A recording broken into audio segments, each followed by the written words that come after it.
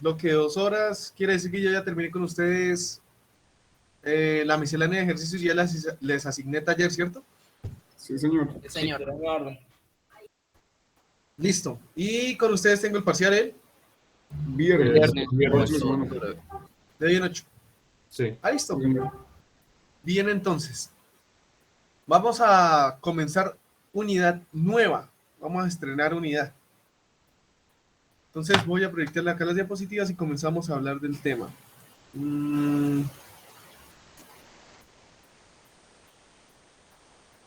Bueno, ya como tal para el parcial ya quedó todo listo. Ya va a entrar solamente la unidad 1. Fue una unidad en la que le dediqué bastante tiempo porque en semestres anteriores alcanzaba a dar 2 unidades. Esta vez me quise quedar un poco más de tiempo en la unidad 1. Porque pues en el curso resulta ser fundamental, o sea, vamos a seguir hablando de ondas hasta mínimo este otro corte. Entonces, si han entendido bien lo que vimos en este primer corte, bueno, porque de aquí en adelante pues vamos a ir como abordando lo mismo, pero entonces ya yéndonos por otros aspectos, otros tipos de ondas y demás. Vamos a ver ahora lo que son las ondas electromagnéticas. En el primer corte vimos que las ondas las podíamos clasificar según su dirección de propagación, según el medio de propagación, según las dimensiones. Y allá nombramos por allá que habían ondas mecánicas y ondas electromagnéticas. Entonces, nos hacía falta revisar lo que son las ondas electromagnéticas.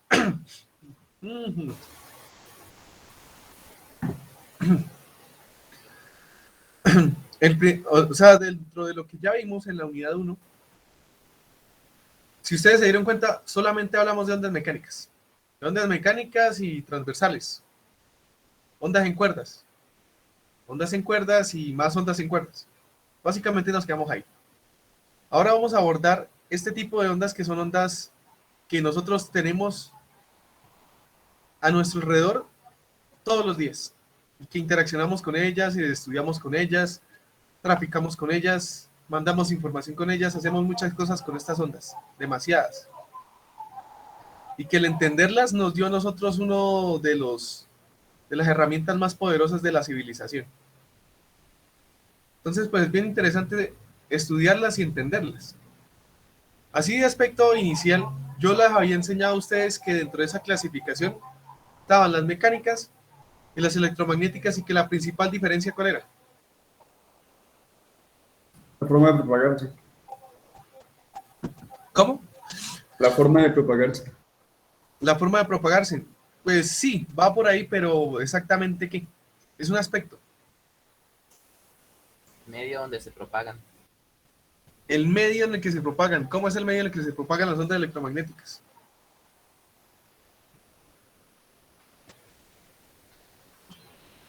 Se pueden propagar en el vacío. Que se pueden propagar en el vacío. Esa es la característica principal. Las ondas mecánicas necesitan un medio por el cual transportarse, mientras las electromagnéticas no. Aunque eso no significa que no se transporten a través de otros medios. Obviamente, se transportan a través de gases, como ustedes lo pueden ver en la atmósfera. La luz solar llega y pues, nos llega a través de la atmósfera. También atraviesan líquidos y sólidos, pues de algunas maneras. Entonces, esto es lo que vamos a revisar en esta unidad. Entonces vamos para eso primero a echar un repaso. Ese repaso concierne a estas ecuacioncitas de acá, que son las ecuaciones de Maxwell. ¿Sí las conocen?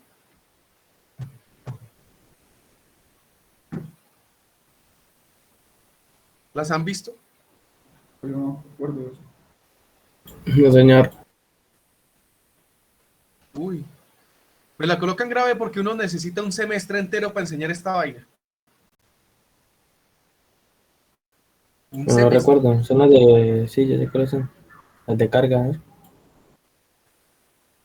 Voy a hacerles un repaso. Voy a hacerles un repaso por lo fundamental. Y me quedo con que ustedes aprendan a leer estas ecuaciones. Y lo voy a evaluar ahorita mismo, así que presten atención. Resulta que las ecuaciones de Maxwell lo que hacen es resumir el comportamiento, la descripción fenomenológica de lo que son las interacciones entre campo eléctrico, campo magnético, cargas eléctricas estacionarias y en movimiento, y pues, bueno, corrientes, que vendría siendo lo mismo que lo anterior. Define la interacción entre esas cuatro cositas. Hasta el siglo XVIII ya se venía haciendo un estudio bastante bueno en esta área. Se habían ya establecido primeras leyes, se habían descrito algunos fenómenos bastante interesantes y ya se les estaba empezando a sacar provecho. Entrando o finalizando siglo XVIII y entrando en XIX, había mucha matemática descriptiva al respecto, pero entonces estaba como todavía muy desorganizada.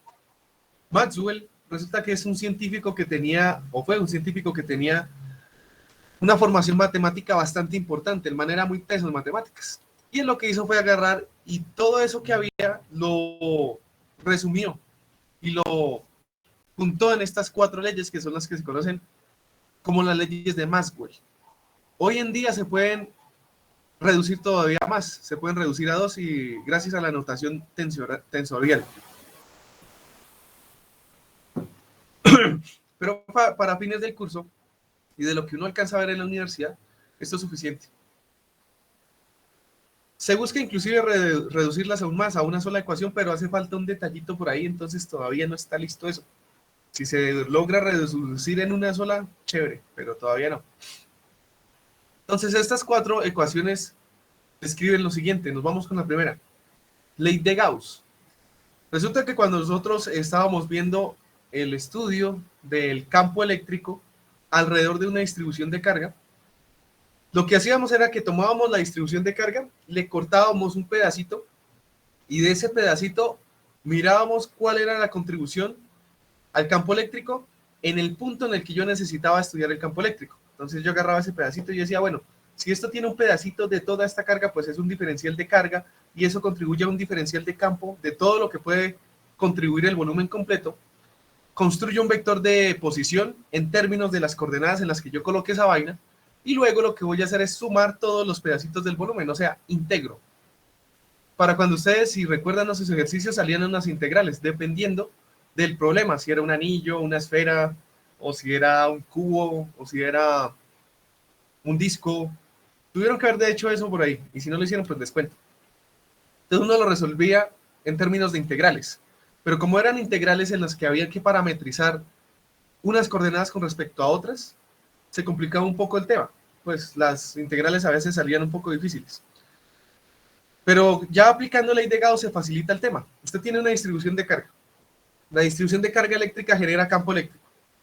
Lo que dice Gauss es que usted estudiando el flujo de campo eléctrico a través de una superficie alrededor de esa distribución de carga, usted puede describir completamente el comportamiento del campo eléctrico. Entonces yo tengo la distribución de carga, él genera líneas de campo eléctrico y yo lo que hago es construir una superficie gaussiana. Esa construcción es una construcción, ¿cómo se llama? Analítica. Bueno, esa vaina no existe, simplemente usted la construye ahí encima de la distribución de carga.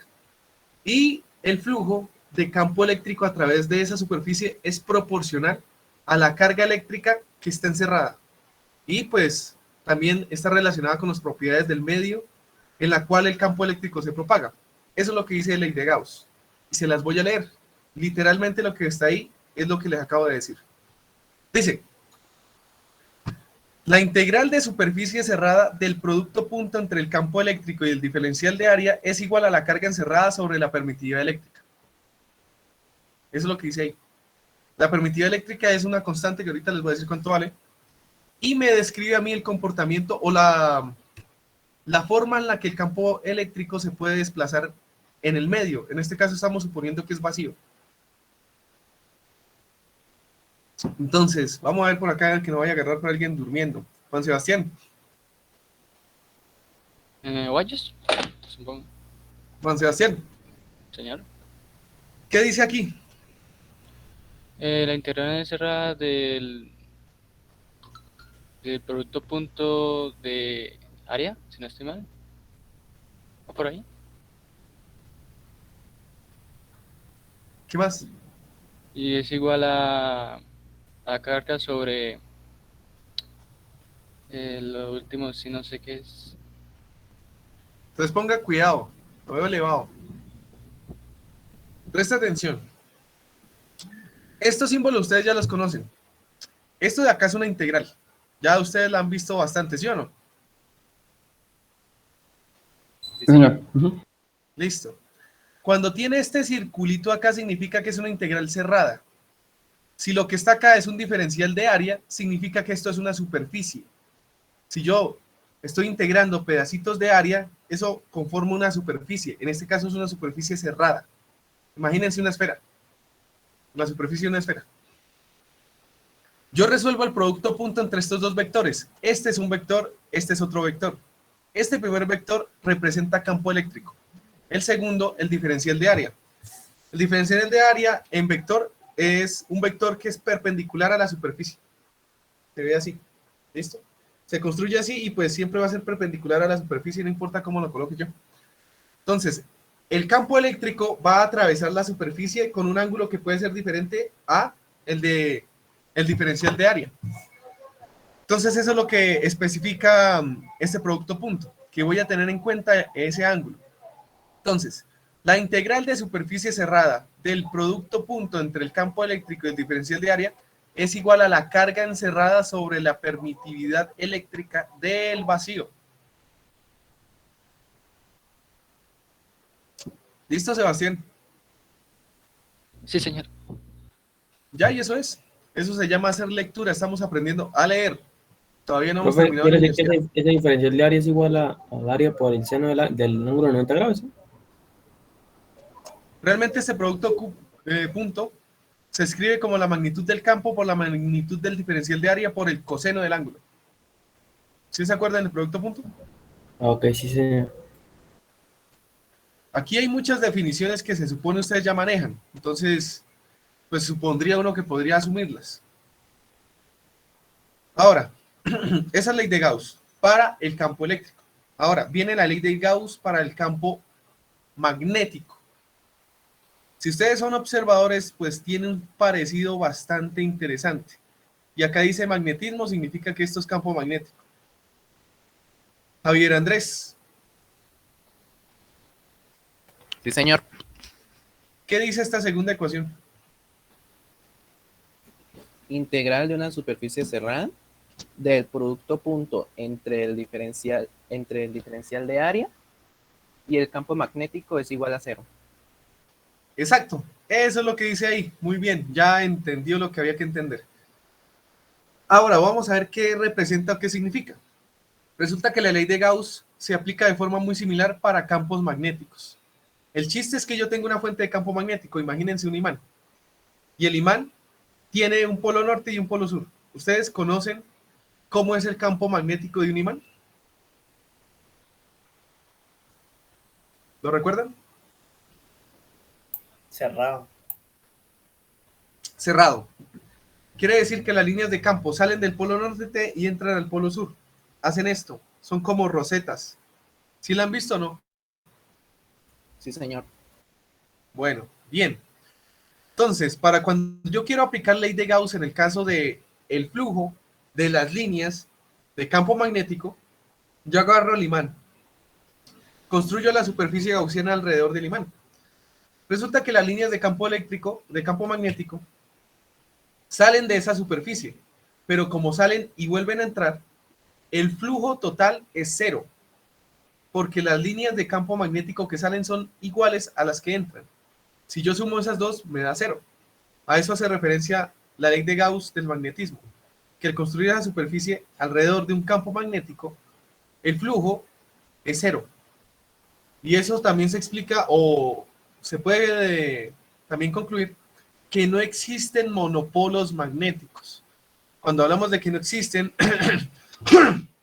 monopolos magnéticos, quiere decir que no hay nada que solamente emita líneas de campo y que no las reciba. ¿Sí me hice entender? Señor, Más vale que vayan entendiendo porque les estoy tratando de resumir un curso de electromagnetismo en una diapositiva. ¿Listo? Bueno. Esta otra de acá es la ley de Faraday. Y la ley de Faraday es muy útil. Ha sido una de las más prácticas de la historia, podría decirse. Después de que se describió esta ley, se le facilitó la vida a mucha gente. A todos nosotros se nos ha facilitado la vida. Y nos tiene a nosotros con luz en la casa. Entonces, si ustedes no la conocen, déjenme expresarles mi más profunda pena. ¿No la conocen?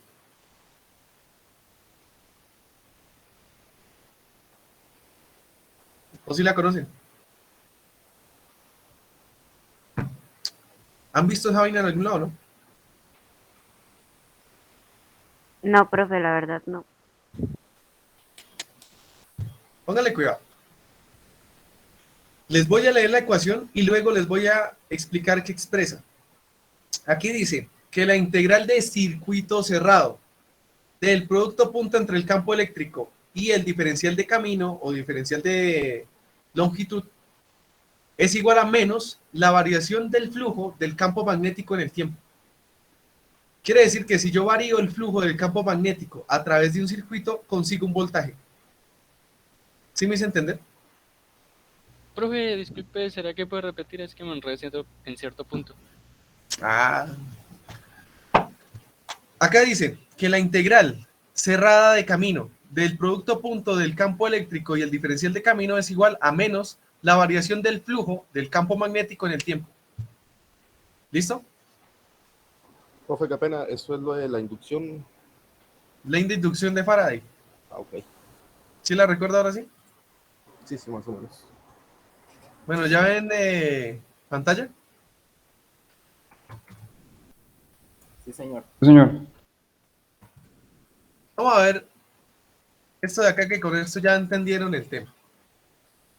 Esta es una simulación porque es que la simulación en esta situación que estamos viviendo es una alcahuetería muy útil. Imagínense uno en clase. La verdad yo estoy pensando comprarme un videoin y un plan de datos bien poderoso. ¿Sí o no? ¿Ustedes qué opinan? ¿Cómo así, Aguanta, profe? aguanta. ¿Cómo? ¿Cómo así? Un ¿Será videoin. presencial o ahorita? Pues ahorita no, pero cuando sea presencial. Ahora en internet ya es rápido. Pues bueno, pues, confiando que fuese rápido. Ahora el videoin. Pero Bueno, bien para nosotros, pero para usted, ¿no? ¿cómo? Que bien para nosotros porque entendemos más, pero mal para usted porque tiene que invertir en eso. Claro, no, y Ya es que vamos. todavía no están baratos. El Por eso. videoin que yo quiero cuesta como 2.5. Entonces, pues, espera Pero tanto. creo que eso lo prestan en la universidad, creo. Sí, pero se imaginará la cantidad de profesores que estarán en el mismo plan. Bueno, presten atención a esto. Profesor, qué pena. Hay salones especializados que tienen BioBin ya instalado. Sí, usted puede ser de pertenecer al departamento de sistemas, no le prestan los de ese cuarto piso, ¿no? Todos esos salones tienen video. Ni idea, tocaría volver porque es que yo no alcancé a estar presencial sino 2 meses. Entonces no tengo idea. Ok. Bueno, pónganle cuidado. Eso de ahí es un imán. Si yo tengo un imán, yo puedo imaginarme las líneas de campo magnético. ¿Ya se las imaginaron? Sí, señor. Ah, sí. Listo. Resulta que yo puedo establecer lo que es el flujo de campo magnético revisando las líneas de campo magnético que atraviesan cierta área. Vamos a revisar el área que comprende esta espira. Esto es un alambre enrollado en sí mismo, eso es una espira. Ese es el circuito del que estábamos hablando ahorita. Yo tomo un alambre, lo enrollo de esta manera y cierro el circuito con este bombillo. Ahora, si ustedes revisan el flujo de campo magnético a través de esa espira, ¿cuánto es?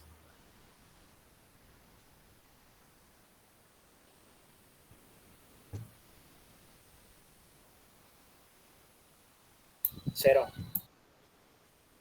En este caso, no es cero, porque es que no es una superficie cerrada lo que estamos estudiando un área. Lo atraviesan 4 líneas del campo, por lo que veo. La atraviesan 4 líneas. El área de esta espira, que es esta de acá, la están atravesando 4 líneas de campo, ¿sí lo ven? Señor. Y no es Sí, cero señor. porque no es una superficie cerrada. Si fuese una superficie cerrada, yo encerraría a todo el imán. Y ustedes verificarían.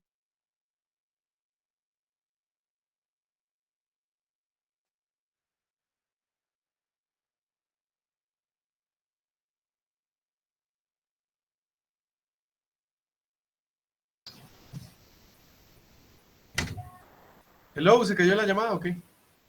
Sí, sí, Pero profesor, corta. me cayó. Bueno, vamos aquí. Ahora, si yo acerco más el imán, ¿cuántas líneas de campo entran ahora? 6. 6. 6. ¿Listo? Entonces, eso es cambiar el flujo de campo magnético. ¿Listo? Lo cambié, pero no ha pasado nada interesante. Lo que dice la ley de Faraday es que si yo varío ese flujo de campo magnético a través de esta espira en el tiempo, voy a generar un voltaje o una corriente, que es la misma pendejada. Entonces, es esto. ¿Sí ven lo que está pasando, no? Emite luz. Emite luz. ¿Usted qué necesita para que un bombillo emita luz? Voltaje, ¿Cómo? voltaje, diferencia potencial. Un voltaje. Un voltaje que conduzca electrones a través de un conductor y los haga atravesar por el filamento del bombillo. ¿Sí o no?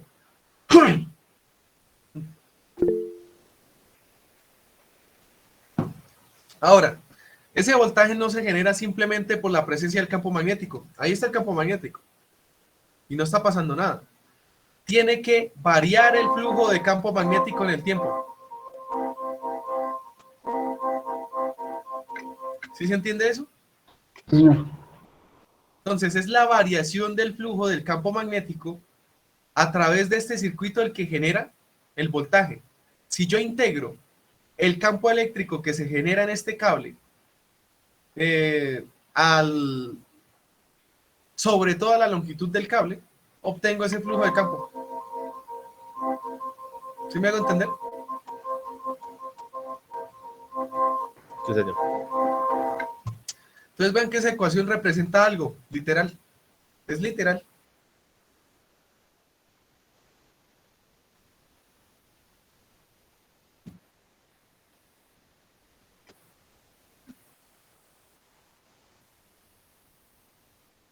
Ah, no. Y tiene el mismo simulador que yo. Entonces está dañado.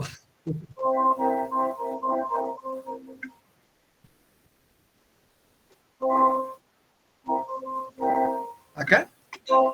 ¿Así? Sí, porque pues no hay flujo total. No hay flujo neto.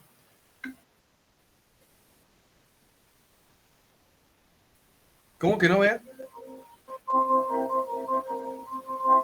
¿Sí lo está viendo? Es que de esta manera resulta que dentro de la misma integral está la respuesta. Yo no estoy haciendo... Diga.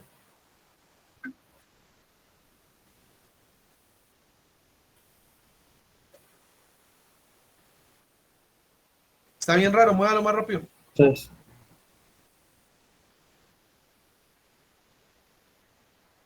Claro, porque ahí es donde cambia el flujo. Si usted revisa, ahí solamente tiene usted dos líneas de campo dibujadas que realmente no están implicando un cambio en el flujo de campo magnético. ¿Sí me hago entender?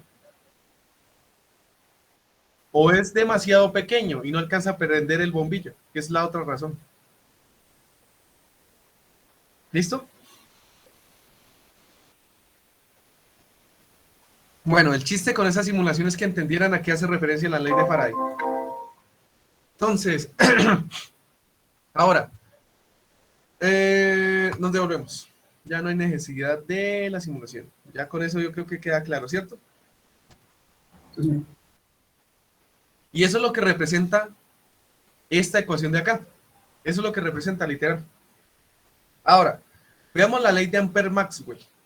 La ley de Ampère-Maxwell me relaciona a mí variaciones del flujo de campo eléctrico con corrientes y campo magnético.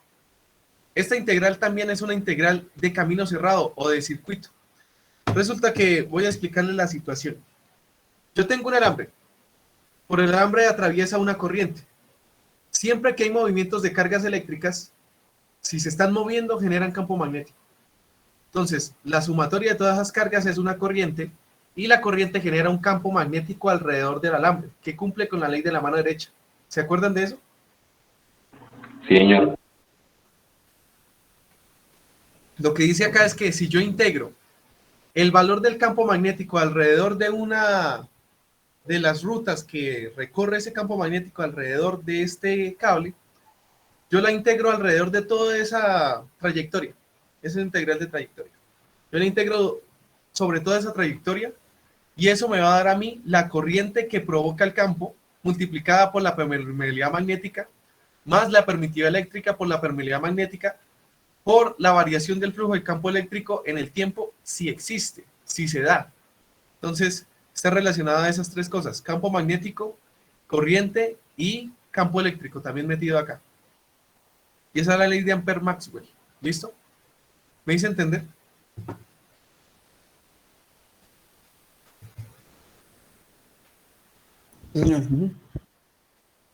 Bueno, la idea es que le vayan agarrando al menos el tirito de que todas esas integrales, derivadas, productos puntos, productos cruz, letras, multiplicaciones, divisiones, toda esa pendejada significa algo en física. Yo creo que ese es el chiste máximo, porque pues no es simplemente llegar y ver esas ecuaciones y nada, y no, ecuaciones y uno se le desconecta el cerebro, uno ve apenas eso y hace así. No, esa vaina significa algo, y en todas las teorías que se respeten tienen eso. Esas ecuaciones explican un fenómeno. Exactamente, explican o representan un fenómeno. Por eso es que es importante entenderlas desde esa óptica, al menos en el aspecto de la física. Cuando uno va y las quiere estudiar desde las matemáticas, lo interesante ahí es que usted tiene integrales de superficie, integrales de camino, y que las va a resolver de alguna manera, y ya. Bueno, todo eso que ya acabamos de ver representa, como les había dicho ya, comportamiento e interacción entre campos eléctricos y magnéticos, corrientes y cargas eléctricas. Y eso representa campos que son ondas, campos ondulatorios. Entonces vamos a asumir una onda electromagnética. Para estudiarla de la manera más sencilla vamos a asumirla en una sola dimensión. Asumámosla en el eje X, como siempre. La onda va viajando en el eje X. ¿Me van siguiendo hasta ahí? Listo. El campo eléctrico vamos a suponer que está oscilando en el eje Y. Ese vector que está pintado ahí hace esto, en el eje Y. ¿Listo? ¿Ya todos me siguen hasta ahí? Señor. La relación entre el campo eléctrico y el campo magnético es perpendicular. Y el campo magnético es un vector un poquito más pequeño en el eje Z en este caso. Y también oscila, hace esto. O sea, también está oscilando. Esos tres vectores que están ahí, el que está pintado ahí como una C, representa la velocidad y la dirección de propagación, porque en esa dirección es que se propaga. La dirección de vibración del campo eléctrico y magnético con respecto a la de propagación, ¿cómo es?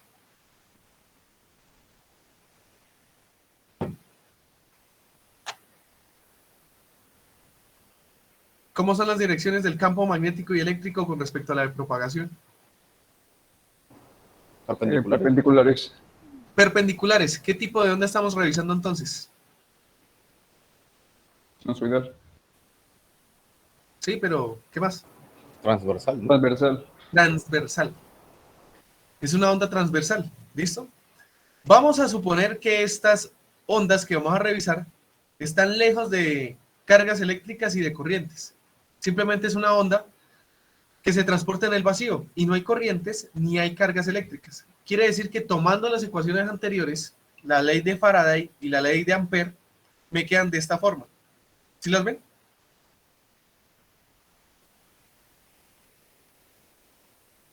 Buenas, que si están viendo las ecuaciones. Sí, profe. Sí, sí, señor. Bueno.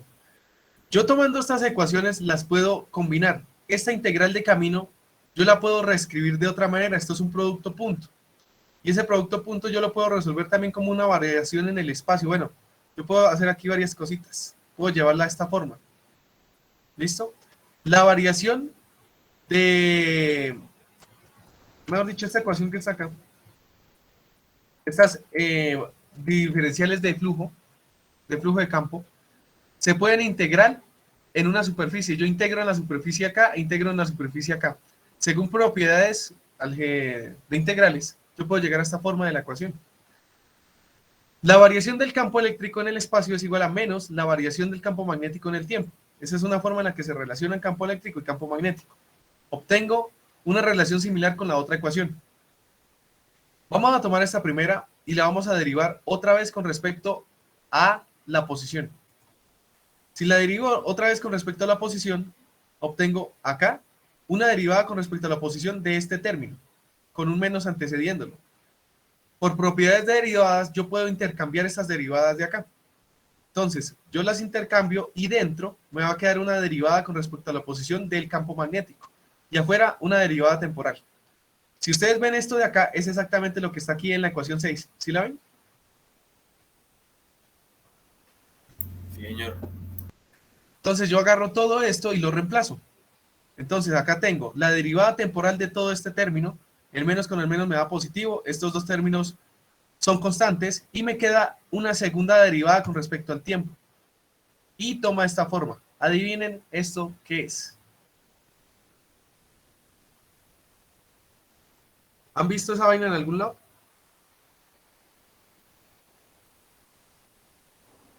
La ecuación diferencial del movimiento armónico simple, ¿no?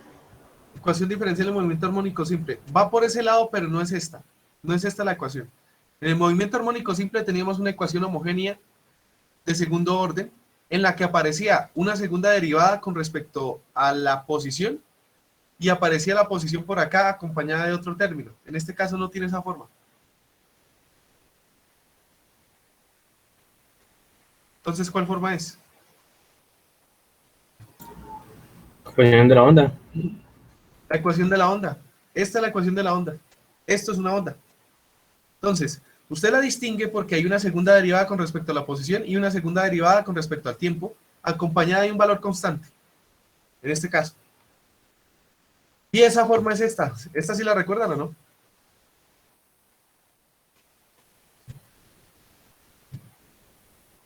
No me digan que no recuerdan esta.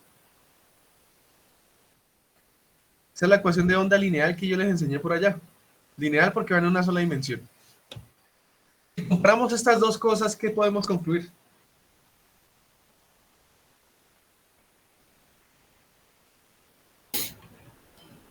La velocidad.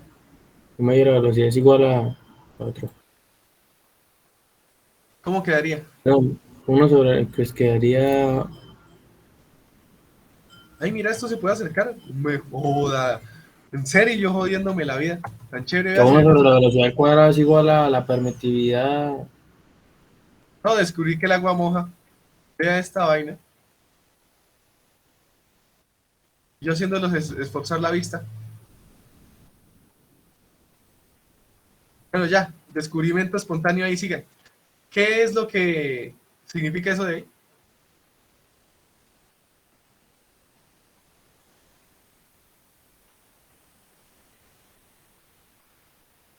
Oiga, pero ya esto lo hemos hecho muchas veces, como para que no lo hayan pillado ya.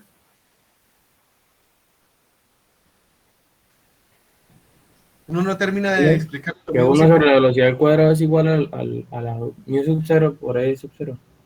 Ah, bueno, listo. Ahora repasemos qué es esa vaina. Eso de acá me dice a mí la velocidad, qué forma tiene. ¿Listo? La velocidad está en términos de dos constantes. Y resulta que, oh casualidad, son la permeabilidad magnética en el vacío y la permitividad eléctrica del vacío. Y eso es la velocidad de la luz. ¿Listo? La velocidad a la que viajan las ondas electromagnéticas es la velocidad de la luz. Esa es la conclusión acá. ¿Sí me hice entender?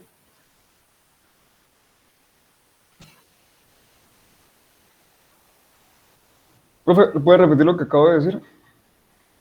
Que la conclusión es que las ondas electromagnéticas en el vacío viajan a la velocidad de la luz. A ver, profe. Y eso se consigue en términos de estas dos constantes. La permitividad eléctrica, que vale 8.85 por 10 a la menos 12 coulomb sobre newton metro cuadrado, y la permeabilidad magnética, que vale 4 pi por 10 a la menos 7, bueno, acá está en Weber, pero no me gusta Weber, consíguela en Tesla. Luego la consigo en Tesla. Pero bueno, ahí está. Eso es el valor de dos constantes. Bueno, y eso también pues se logró corroborar de manera experimental, se ha logrado poder corroborar. Listo, esa es la gran conclusión de esta diapositiva. Retomando el ejercicio que ya teníamos, campo eléctrico oscilando en Y, campo magnético en Z, dirección de propagación en X a la velocidad de la luz. La velocidad es un vector, por eso ustedes ven eso de ahí. ¿Hasta ahí me van siguiendo? Sí, señor. Esta otra gráfica muestra la manera en la que oscilan los campos eléctricos y magnéticos. Yo había encontrado una simulación de eso, pero yo no sé por qué no la incluí. Voy a incluirla para que les haga a ustedes una idea, porque se supone que estamos viendo virtual esto, pues que se aproveche. Y de ahí ya concluimos que el campo magnético se comporta como una onda. Pasa lo mismo con el campo magnético. Se hace el mismo análisis que hicimos ahorita para llegar a esa conclusión. Y que la velocidad de esas ondas es la velocidad de la luz, que tiene un valor de 2.99 por 10 a la 8 metros por segundo, o aproximadamente 3 para ser más prácticos. Y si tenemos que estas son ecuaciones de onda diferenciales de segundo orden con respecto al espacio y el tiempo, ¿qué forma tienen las soluciones de estas ecuaciones?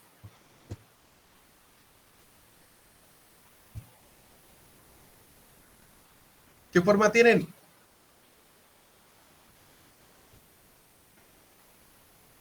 Ecuaciones de segundo orden. Estas son ecuaciones de segundo orden. ¿Cuál es la solución?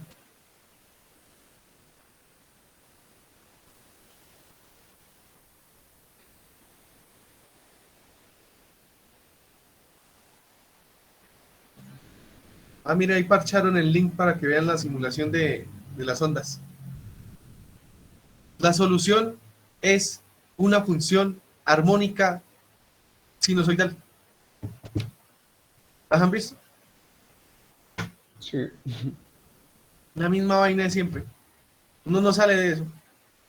Entonces, mire, el campo magnético se comporta como una función sinusoidal con una amplitud y un coseno, un número de onda y una frecuencia angular, que varían en el espacio y el tiempo. ¿Ya la agarraron? Sí, profe. Señor. Y el campo magnético igual. Vamos a ver de qué manera se relacionan esos dos. Entonces esta conclusión me quedó mal ubicada y entonces por el momento pues simplemente la podemos leer. En todo instante la relación de la magnitud del campo eléctrico con la magnitud del campo magnético en una onda electromagnética es igual a la rapidez de la luz. Eso es lo que vamos a concluir ahorita. Pero regálenme un minuto porque se me acabó el agua y no puedo sin agua.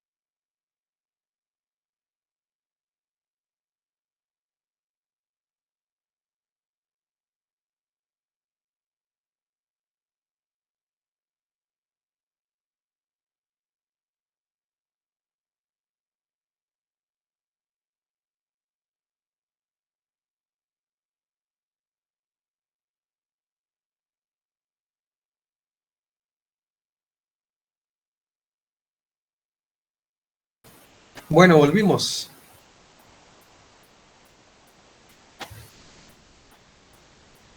Esperen un momentico porque está terrible. A ver. Esta es la relación entre las características de las ondas que nosotros ya hemos visto, las de siempre.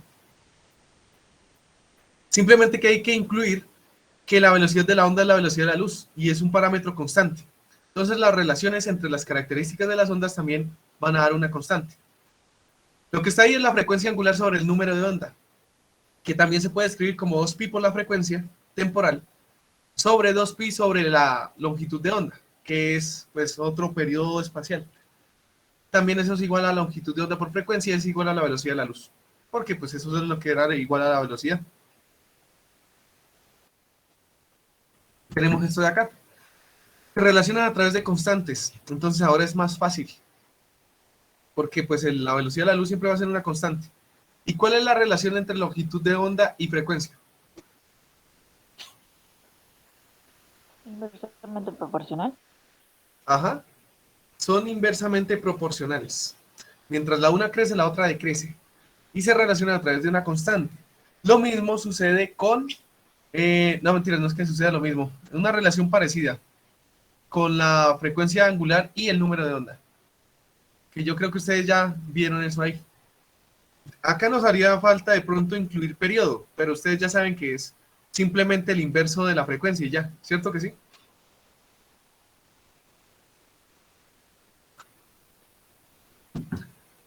¿O ya se perdieron?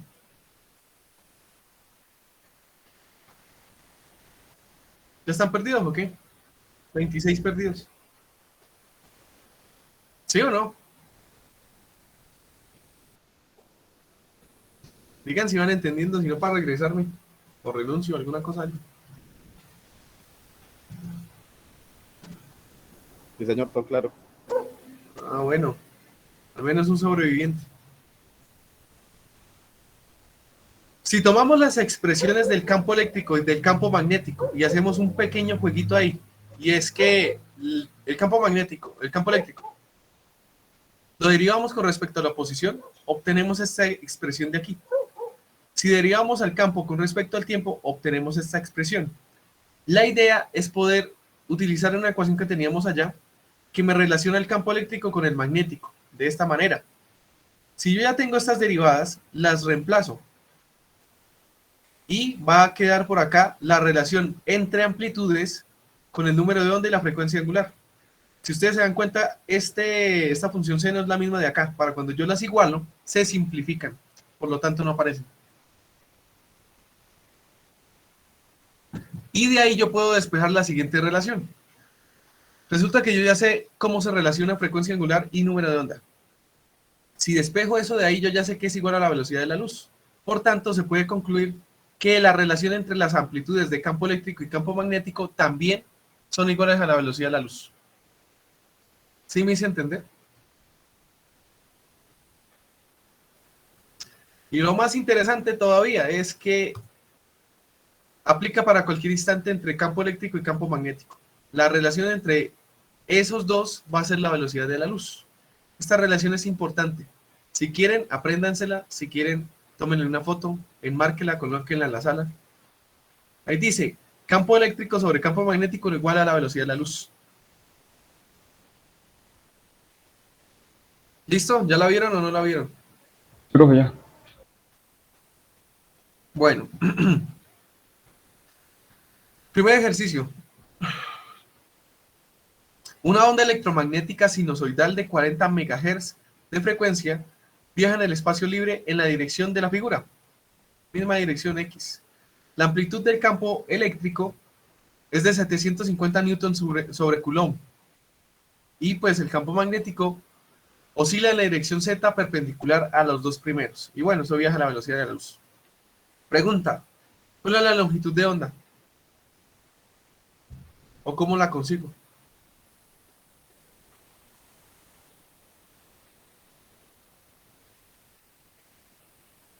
Pero, profe, busca la hoja de las fórmulas.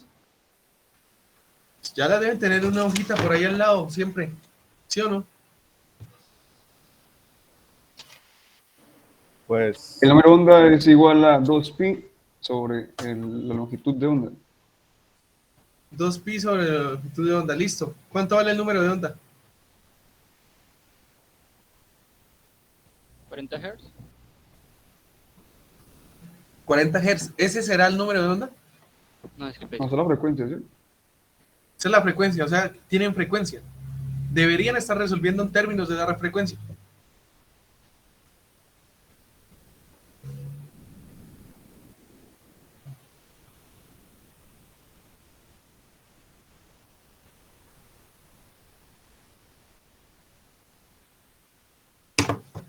¿Ya la tienen o no?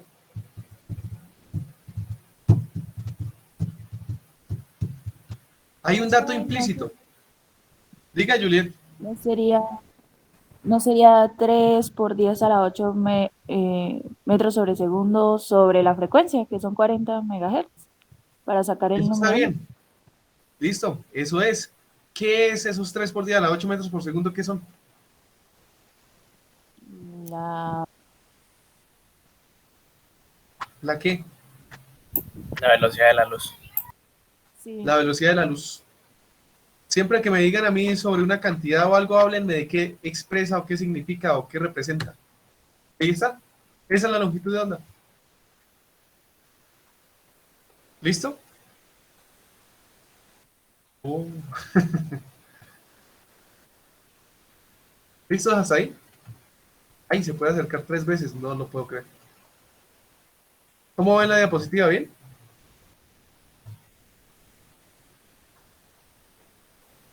Hello. Señor. Ujú. Listo.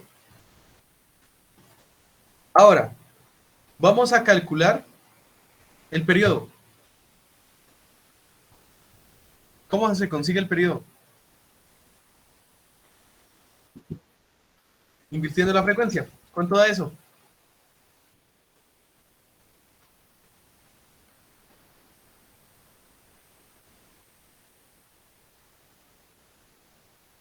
$2.5 por día a la menos 8. Listo, menos mal están pendientes de la diapositiva y están leyendo. Da 2.5 por día a la menos 8 segundos. Aproximadamente 25 nanosegundos. ¿Y cuánto vale la amplitud del campo magnético?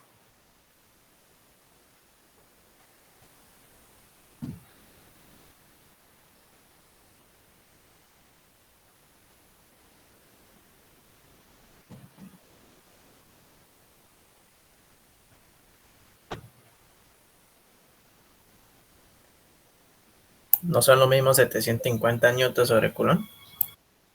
Ese es el campo eléctrico.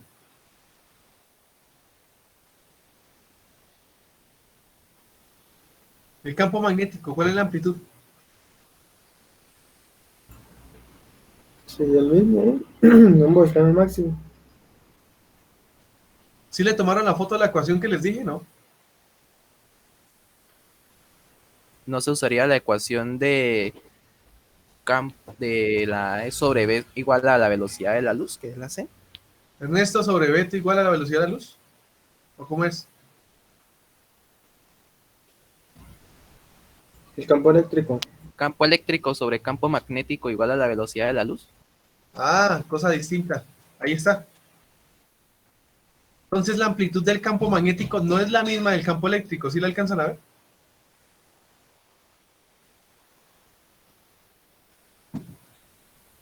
Es Señor. más pequeñita, bueno, en términos de escala, ¿no? Esto da 2.5 por 10 a la menos 6 teslas. La unidad es diferente.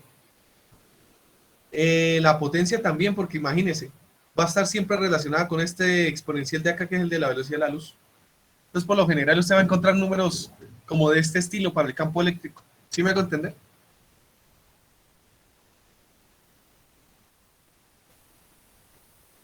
Sí, señor. Listo. Hablemos ahora de la energía que viaja a través de las ondas electromagnéticas. Nosotros también de manera intuitiva podemos pensar o podemos entender que las ondas electromagnéticas transportan energía. ¿Listo? Porque pues es como una de las cosas que podríamos llegar a relacionar un poquito más con los sentidos, porque si usted le coloca la mano al sol, usted siente algo, ¿cierto?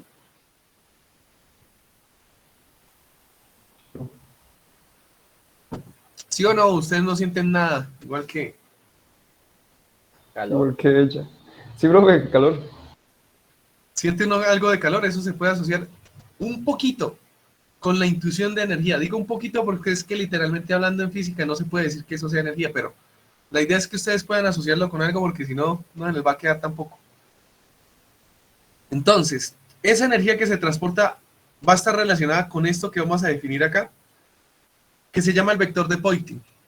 Por definición, el vector de Poynting es 1 sobre la permeabilidad magnética por el producto cruz entre el campo eléctrico y el campo magnético. Si el campo eléctrico está oscilando en Y y el campo magnético en Z, la dirección de Poynting corresponde a la dirección de viaje de la onda y obedece a la ley de la mano derecha. Campo eléctrico, campo magnético, se cierran, sale el pulgar, este es vector de Poynting. ¿Me hice entender? ¿O ya me perdieron?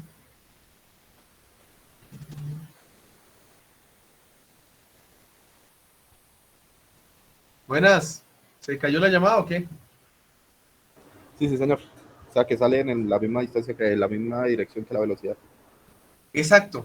En la misma dirección de propagación de la onda, entonces pues tampoco es que se vayan a perder de a mucho. El vector de Poynting apunta en la dirección de viaje de la onda.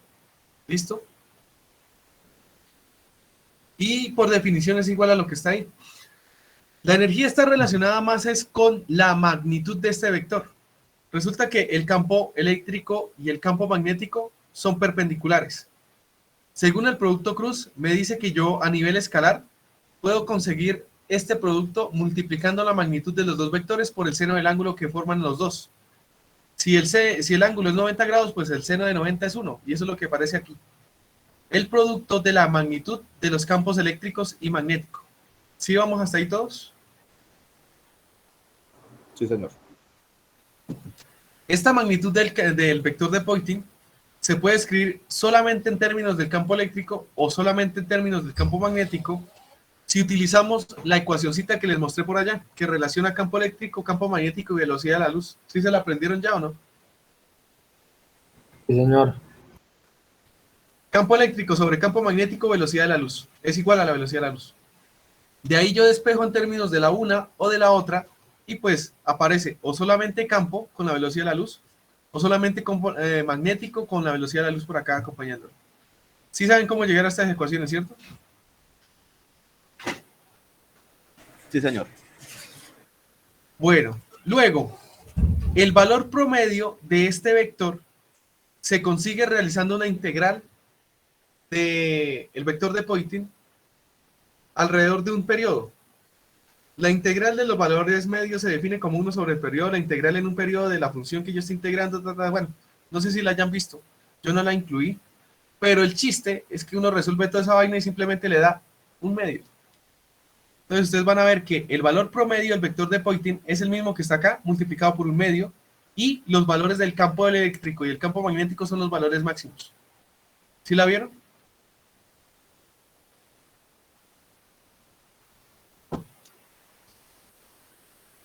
¿Sí o ya me perdieron también? Véalo. No, profe, si puede volver a explicar, participo. No me voy a meter con la integral, simplemente quería hacerles referencia de dónde sale, pero...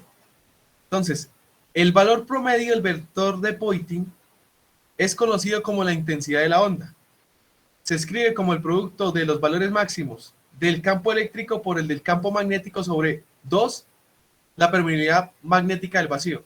Si son observadores se dan cuenta que es casi la misma de acá. Simplemente que toma los valores máximos del campo eléctrico, campo magnético, y es un medio de este valor de aquí. ¿Sí me hice entender? Sí, pero ahora sí está más claro.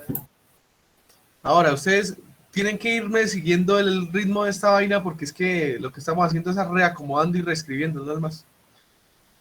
Ahora, pues acá están las mismas dos ecuaciones de acá, simplemente que están en valores medios. ¿Ya las vieron?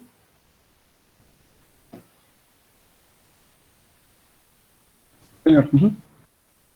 Y esa es la intensidad de la onda. Entonces, la intensidad de una onda se relaciona con la cantidad de energía que transporta y atraviesa cierta sección de área. Ahorita la vamos a ver mejor.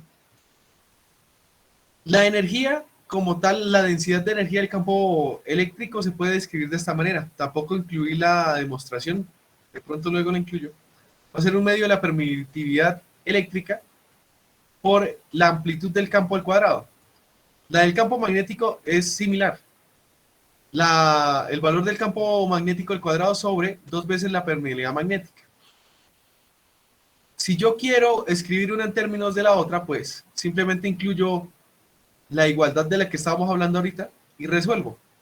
Al resolver se puede verificar que la densidad de energía del campo magnético es exactamente igual a la del campo eléctrico. ¿Sí lo alcanzan a ver aquí? Profe, ¿esa U es densidad de energía? Densidad de energía, sí, de campo eléctrico y de campo magnético. Ahora, como son iguales, entonces cada una tiene un coeficiente acá de 1/2. Y bueno, eso es lo mismo que yo estaba hablando. Y si yo quiero conseguir la energía total, pues la sumo. Sumo la densidad de energía de campo eléctrico más la energía de campo magnético y eso es igual a la permitividad eléctrica por la amplitud del campo eléctrico al cuadrado o el campo magnético al cuadrado sobre la permeabilidad magnética.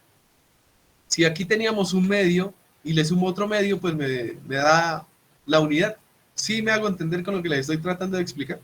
Profe, esa buca por sí sola es densidad de energía total, ¿sí? Ajá, esta es la densidad de energía total instantánea. Instantánea de la energía. Esta es la instantánea, quiere decir que para cualquier instante del tiempo. Mientras que esta de acá es lo mismo, pero es un valor promedio. El cálculo del valor promedio de la energía. Y nos da, pues, un medio, igual que aquí arriba. ¿Sí se entienden ya las ecuaciones que están ahí?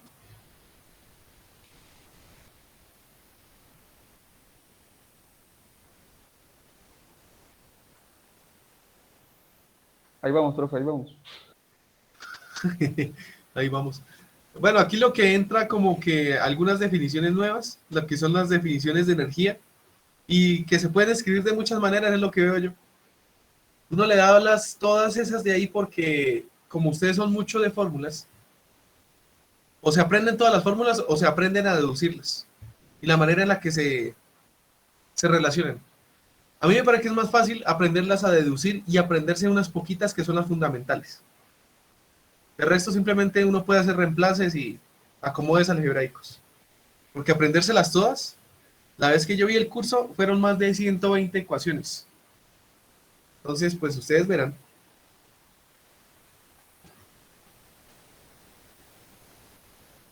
Ahora miremos esto. Esto concierne a lo que es cantidad de movimiento y presión de radiación. ¿Ustedes recuerdan del concepto de cantidad de movimiento o momentum?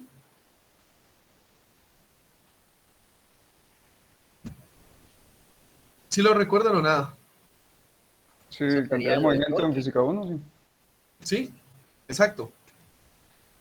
La cantidad de movimiento hace referencia al producto de un objeto que se mueve, bueno, de la masa por la velocidad. Un objeto con movimiento tiene cantidad de movimiento y se consigue multiplicando la masa del objeto por la velocidad que tiene. Ese concepto nosotros lo utilizamos para analizar allá lo que eran colisiones. Acá resulta que se puede también analizar con un significado parecido, pero la definición es diferente. O sea, puede representar lo mismo, pero entonces no la podemos definir en términos de lo mismo. Por esto.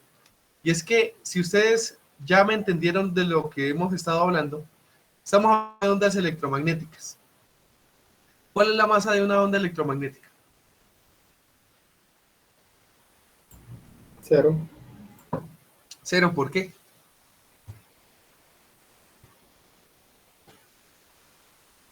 ¿Por qué 0? Porque viene en el vacío. Bueno, porque es en el vacío, ¿por qué más? Porque va a la velocidad de la luz también. Porque va a la velocidad de la luz también, bueno, sí. Vamos a analizarlo de esta manera. Supongamos que es la luz la que estamos analizando. La luz es una onda electromagnética. ¿De qué está constituida la luz? De fotones. De fotones. De fotones. Y resulta que dentro del modelo estándar yo creo que es una de las partículas más prostituidas y todo el mundo sabe que los fotones, ¿qué? No tienen masa. No tienen masa. Así de simple. Entonces, si entendemos esa parte de ahí, sabemos que no podemos definir la cantidad de movimiento de una onda electromagnética en términos de masa por velocidad porque no tiene masa. Entonces, por definición, lo que se hace es relacionar el momentum o la cantidad de movimiento de una onda electromagnética con la energía total de radiación de la onda. Acá aparece en términos de esta T sub R, pero esta es energía. ¿Listo?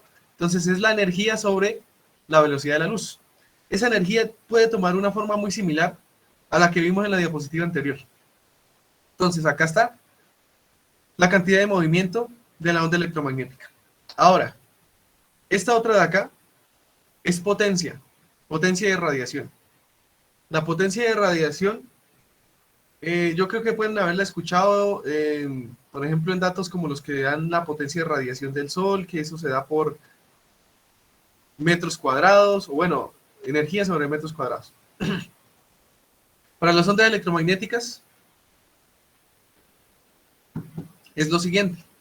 La potencia promedio se escribe como el valor promedio del vector de Poynting por el área.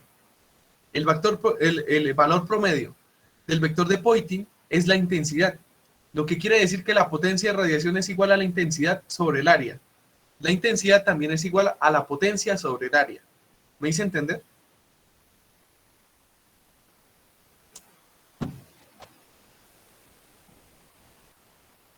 Sí. Recordemos un poquito lo que es potencia. Potencia se mide en watts, ¿cierto? Si tienen caballos, fuerza, etcétera, etcétera. Sí, pues si recurrimos un poco a la definición clásica que teníamos por allá cuando veíamos mecánica, es el trabajo realizado en el tiempo. Energía sobre tiempo. ¿Ya la vieron o no?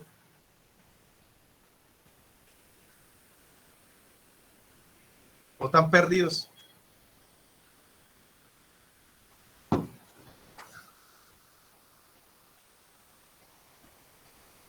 Tienen que recordar esos conceptos porque se utilizan durante todo este semestre, que es como mínimo lo que ustedes van a ver de física, la vamos a seguir utilizando. Si no es que siguen en una línea de física ustedes. Bueno, esa es la definición ahí. Ahora, revisemos lo que es presión. Fíjense que acá está cantidad de movimiento, que es esta P chiquita, potencia de radiación, que es esta P con curvita, y ahora vamos a revisar lo que es la presión. ¿Qué es presión? Por definición. Una fuerza ejercida en un área. Una fuerza que se ejerce sobre un área. Ahora, yo puedo escribir eso en términos de la cantidad de movimiento. Yo puedo escribir que 1 sobre el área multiplicado por la variación del momentum en el tiempo es igual a presión. Esta derivada que está aquí con respecto al tiempo es fuerza. Es otra forma de escribir fuerza. La variación del momentum en el tiempo es fuerza. ¿Listo? Si de pronto no conocían la definición, pues se las presento. Esta es de acá. Y si no, pues ustedes la pueden reescribir para que la vean mejor. El momentum es igual a la masa por la velocidad. Acá entre comillas porque son ondas electromagnéticas. Simplemente para que recuerden que eso sale de ahí. La masa sale como constante, me queda la derivada de la velocidad con respecto al tiempo. Derivada con respecto de la velocidad con respecto al tiempo me da aceleración. Masa por aceleración es fuerza. ¿Sí se entendió? Sí, dice por ahí un libro que Newton comenzó a escribir la fórmula es con esos conceptos. Cantidad de movimiento sobre tiempo. Con la cantidad de movimiento. Él empezó por ahí. De cómo un objeto cambiaba de velocidad, las razones por las que cambiaba cuando estaban interaccionando entre cuerpos, cambios de velocidades entre cuerpos cuando colisionan, etcétera, etcétera, etcétera. Bueno, luego si yo tengo esto de acá, resulta que yo ya tengo la forma de la cantidad de movimiento de la onda electromagnética y se escribe así. Entonces yo la reemplazo. Energía de la onda electromagnética sobre la velocidad de la luz. La velocidad de la luz es constante en el tiempo, sale de la derivada. Y esta derivada yo la puedo dejar expresada como la derivada de la onda, de la energía de la onda electromagnética en el tiempo, la forma en la que cambia la energía. Esto de aquí es potencia promedio. Yo reemplazo el valor de la potencia promedio, me va a quedar 1 sobre la velocidad de la luz, el valor promedio del vector de Poynting, el área va a quedar en el numerador, se simplifica con el denominador y llego a esta expresión de acá. ¿Sí la ven? Sí, señor. Ay, esperen. Esta funciona. Ay, pucha, se va. Listo, ahora sí. Esta de ahí funciona para cuando la superficie en la cual está incidiendo la radiación es perfectamente absorbente.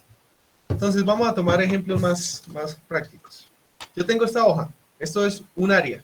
Bueno, la luz impacta esta área.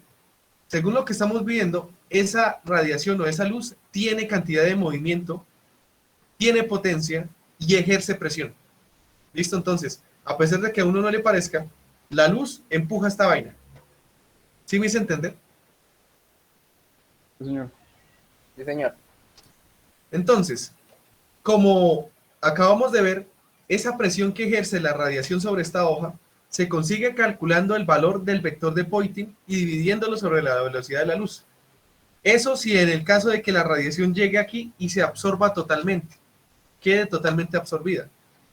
Si la superficie es un espejo o es totalmente reflejante, la presión es del doble, porque resulta que por conservación del momentum, los fotones llegan e impactan acá. Si no son absorbidos, tienen que salir de nuevo. Entonces ejercen 2 veces esa presión. ¿Sí me hice entender?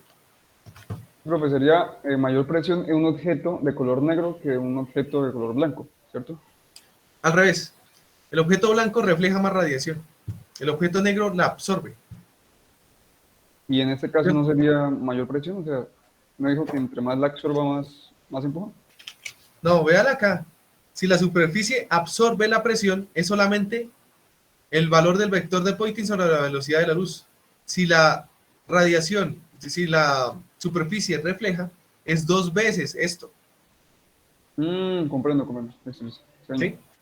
Y eso es porque es como, imagínense como, les voy a dar un ejemplo que no creo que sea el más adecuado, pero yo creo que uno lo puede entender así. Hagan cuenta que van los fotones como si fuesen unas peloticas. Si la superficie es totalmente absorbente, ¡pum!, se quedan ahí pegadas. Pero si es totalmente reflejante, el botoncito llega y es como si rebotara y llegara y empujara a la superficie para poder salir otra vez. Entonces ejerce 2 veces la presión. ¿Sí me hice entender? Sí, señor. Digo que no es el más adecuado porque pues no son fotones empujando cosas. Entonces, simplemente es como para que uno la entienda. Hagamos el ejercicio.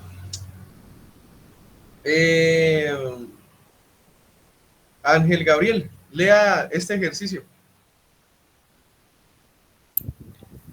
Dice, en las presentaciones muchas personas usan un apuntador láser para dirigir la atención de la audiencia a la información en la pantalla.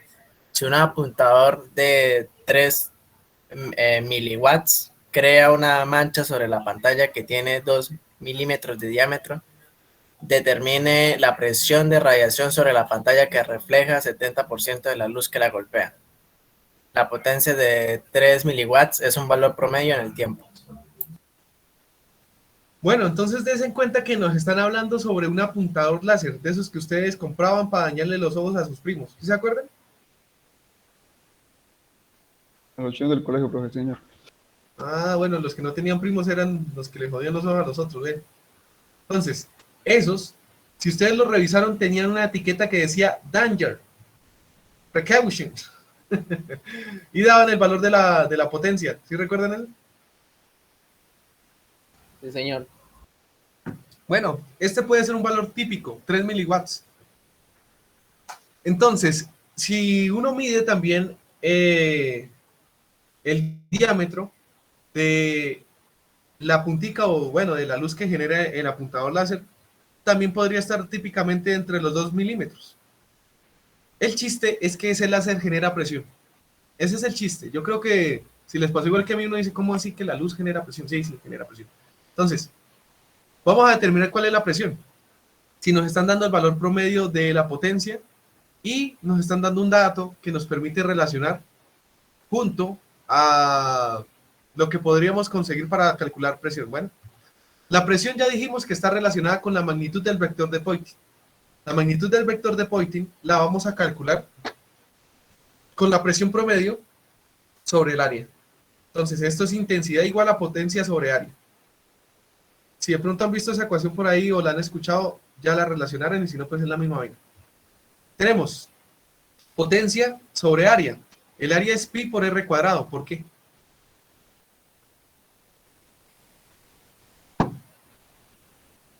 ¿Por qué es pi por r cuadrado? Porque es circular. Porque el área es circular. Exactamente, el puntero genera una manchita circular. Tiene un diámetro de 2 milímetros. ¿Cuál es el radio?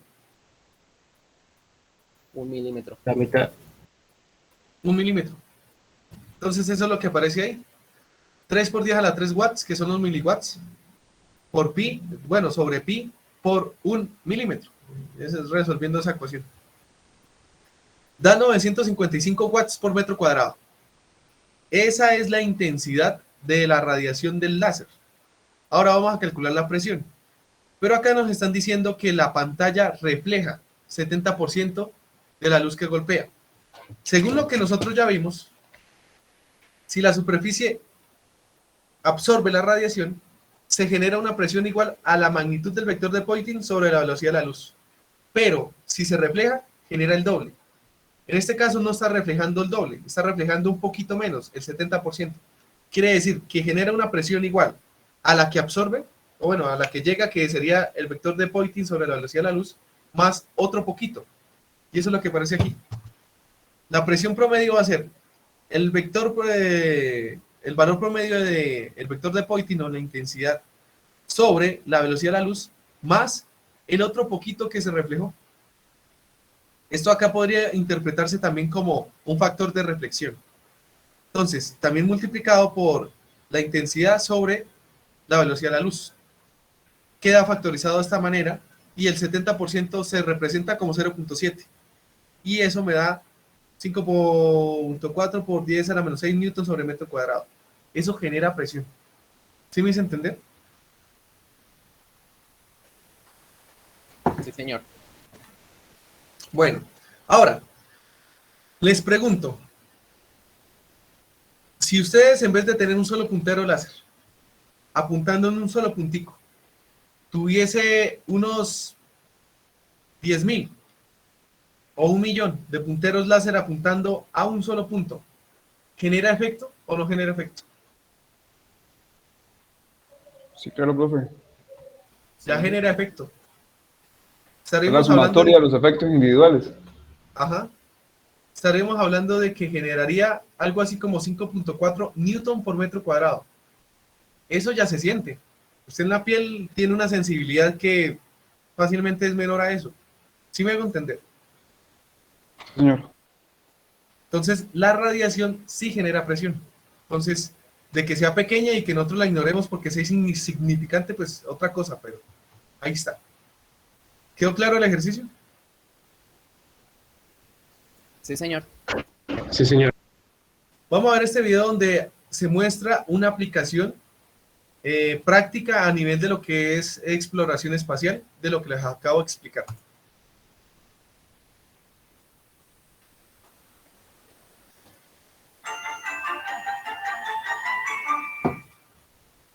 Imaginen navegar por el espacio, como si de un barco se tratara, con el viento inflando las velas.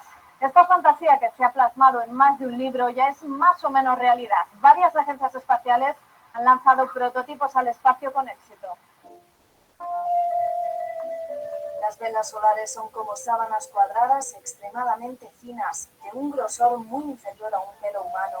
Su viento es la luz del sol. Aunque parezca mentira, esta luz ejerce presión en la superficie sobre la que incide. Cuando mucha golpea estas velas en un lugar sin rozamiento, como es el espacio, las empuja. En mayo de 2010 se consiguió por primera vez en la historia desplegar una vela solar en el espacio. Ahora mismo empuja a esta nave japonesa, Icaros, viaja rumbo a Venus. Durante su pionero viaje, la nave se ha hecho un autorretrato, soltó una cámara flotando en el espacio y fue esta instantánea. La vela, ya la ven, es dorada y cuadrada, su diagonal mide 20 metros. Lleva integrada una capa de células solares que generan la energía necesaria para el funcionamiento de los sensores y controladores que se encargan de dirigir la nave y ajustar el ángulo con el que el viento debe incidir, o lo que es lo mismo, el timón del barco. Esta nave es un híbrido, tiene un motor. Cuando se termine el combustible todo sigue igual de viento en popa, será un mito. Una nave impulsada satisfactoriamente solo por la vela solar seguiría acelerándose y esto abre la posibilidad de viajar a lugares mucho más lejanos de los que se ha llegado hasta ahora. La Agencia Espacial Japonesa lo sabe y tiene planeado, después de la emocionante misión Icaros, repetir. En los próximos años lanzará otra vela solar más grande, de 50 metros de diagonal. Su destino esta vez será Júpiter y los asteroides troyanos.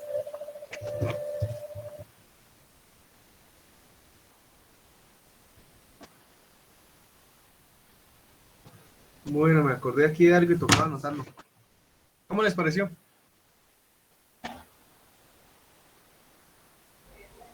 Bacano, profe. ¿Sí o no? Chévere que vea Son que los uno... piratas en el espacio. Sí, esa es una de las principales opciones que se tienen para hacer viajes muy grandes en el sistema solar.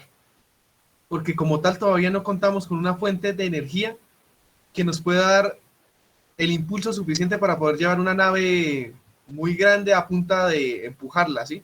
A punta de darle energía y empujarla. Pero si se diseñan de esa manera, sí hay cierta posibilidad. Además de que se pueden alcanzar velocidades muchísimo más altas. Ahora hablemos del Wi-Fi. ¿Alguien se ha puesto a mirar cómo funciona esta vaina?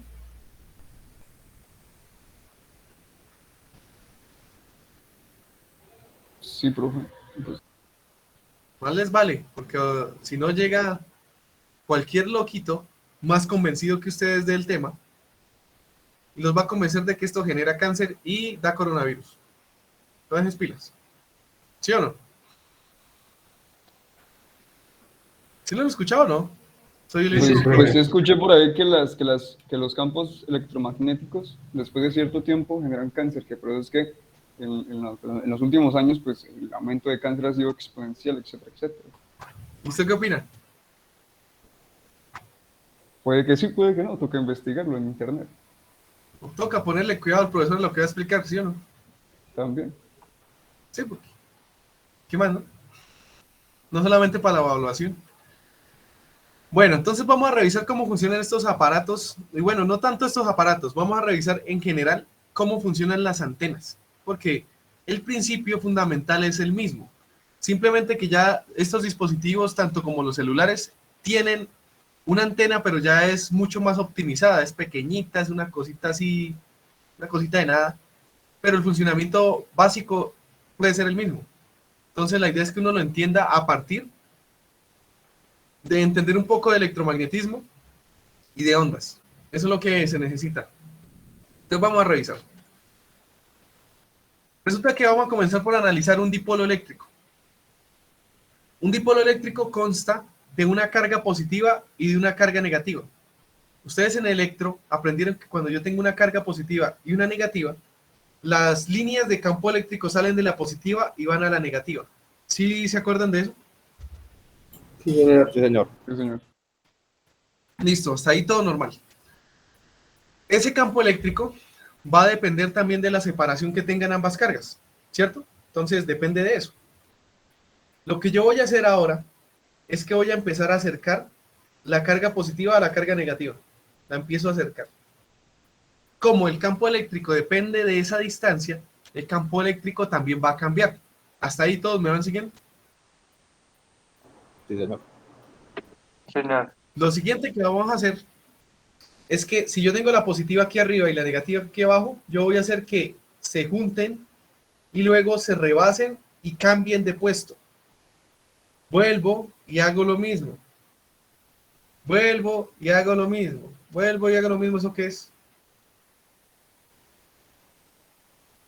¿Qué es esto? Están oscilando. Oscilando. Eso es un movimiento oscilatorio. Las cargas oscilan. Eso es un movimiento oscilatorio. Lo interesante es lo que sucede con el campo eléctrico. El campo eléctrico, en la medida de que se van juntando ambas, las líneas de campo también se van juntando. Y resulta que ellas tienen un efecto que hace que cuando ya llegan a cierta distancia simplemente se cierran. Y es como si las cortaran y las unieran acá y se fueran. Y se van. Entonces ese efecto se ve algo como lo que está acá. Estas son las dos cargas moviéndose u oscilando. Y estas son las líneas de campo que a lo que las cargas se van juntando simplemente como que se cortan y se van. ¿Sí me hace entender? Es como si se hicieran burbujitas. ¿Sí o muy loco el tema? Sí, sí, señor. Resulta que esas son ondas de campo eléctrico. asociado al campo eléctrico hay un campo magnético. Por eso también se pueden llamar ondas electromagnéticas. Las ondas electromagnéticas tienen características de ondas como la longitud de onda. Y resulta que la separación de estas cargas está relacionada con la longitud de onda de la señal. Y está relacionada de esta manera. La separación entre las cargas se llama L. Y la longitud de onda de la señal resulta ser 2 veces esa distancia. ¿Sí me hice entender?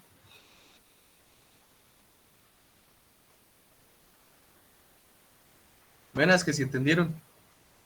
Sí, señor. Sí, sí, señor. Bueno. Entonces, lo que se hace es aprovechar ese efecto para poder diseñar un dispositivo que emita ondas electromagnéticas.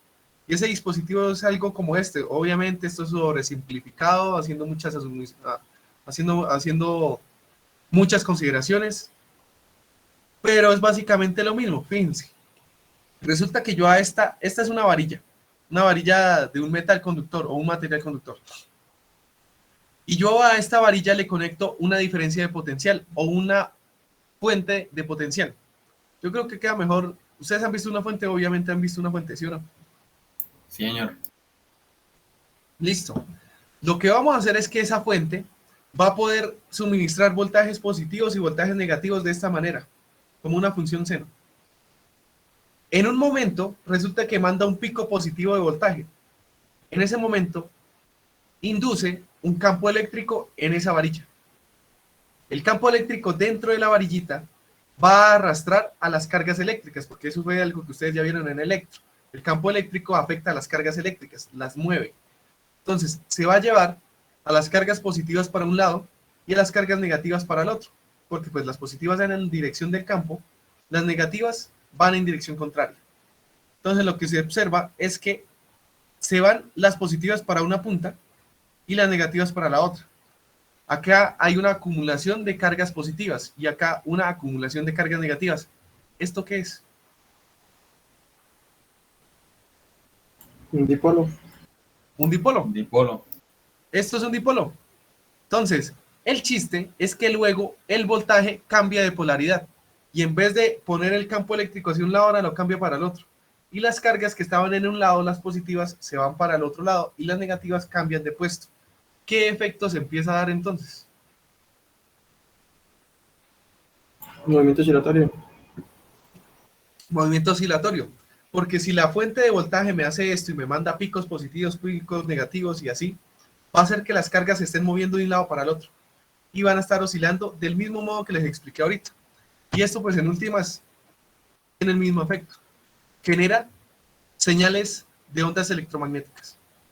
Y esto es una antena transmisora.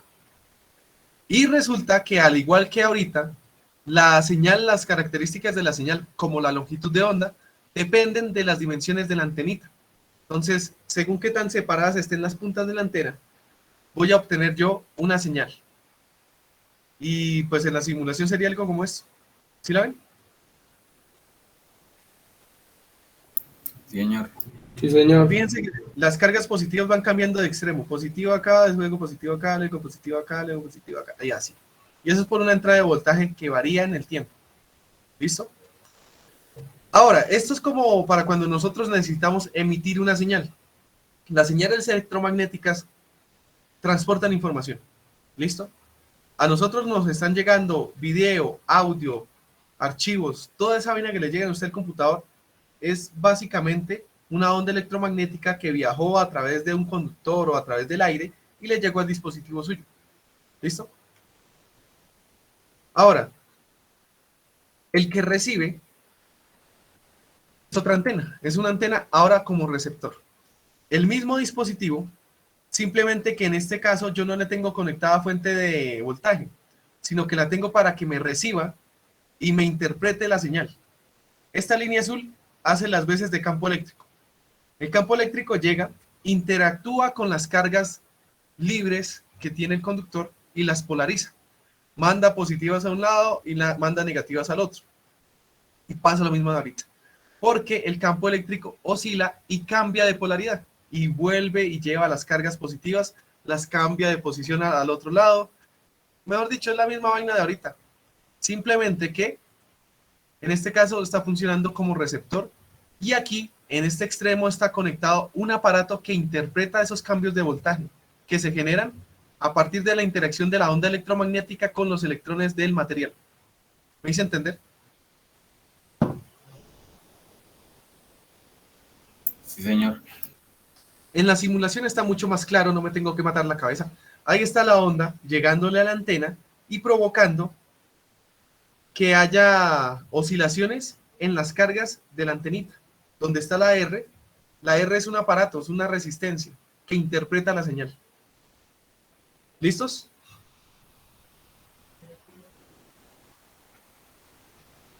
Yo igual les voy a mandar ahorita un videito que amplía mucho más esto, porque pues que es el video, a ver, un video obviamente amplía mucho más lo que haya podido quedar en duda, porque pues es todo animado y con animaciones y la cuestión y bueno. Mientras, vamos a dejar nosotros la clase de hoy hasta acá. Vamos a dejarla hasta acá, quedamos en la 17 de 27. Profe, ¿puede compartir el PDF, please? ¿Este? Sí, señor. Por ahí adelantando. Listo. Ay, espere, que la embarré. Yo con ustedes, ¿cuándo es que tengo el quiz? El 7, ¿cierto? Digo, el parcial. ¿El 8? El 8. Ah, bueno, listo. Entonces, listo. Quedamos hasta ahí. Quédense quietos, no se haya ido nadie. No se ha ido nadie, ¿cierto? Se fue uno, profe. Ay, mucha hueva. Ahora sí, váyanse. Nos vemos. Listo, profe, hasta luego. Que le vaya bien. Chaito. Hasta luego, profe.